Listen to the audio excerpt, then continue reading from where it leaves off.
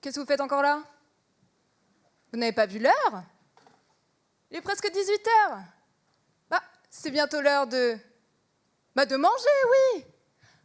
Ah non, faites pas les innocents. Vous êtes comme moi, vous y pensez tout le temps.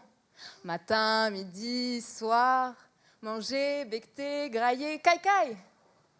Il y en a même qui prennent en photo ce qu'ils mangent. Non, il n'y a pas à dire, hein.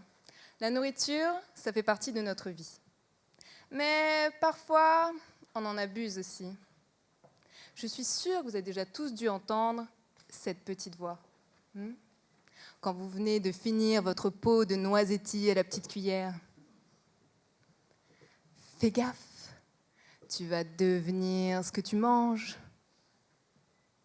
Hélas, il y a du vrai là-dedans. Tous nos aliments, une fois digérés, vont nous fournir des nutriments. Ces nutriments vont nous permettre, par exemple, de régénérer nos muscles. On a donc la trace de ce que l'on a mangé dans nos tissus. On est ce qu'on mange.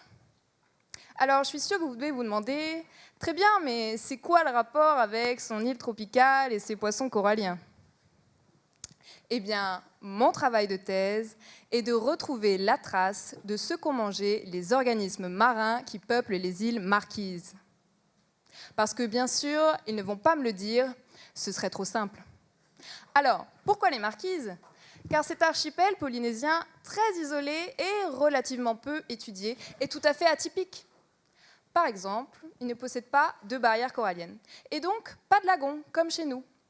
Et sa diversité corallienne est relativement faible. Mais sa richesse, c'est son plancton. Mais oui, il n'y a qu'à regarder la carte pour s'en rendre compte. Tout le vert, c'est le plancton, et là, c'est les marquises.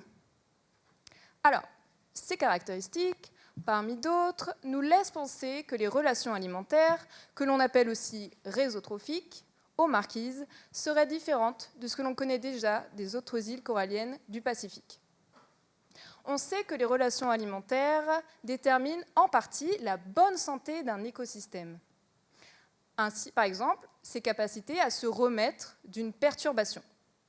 Ainsi, si l'on veut conserver ces écosystèmes, il est nécessaire d'identifier les sources alimentaires et les interactions qui contribuent majoritairement à leur bon fonctionnement.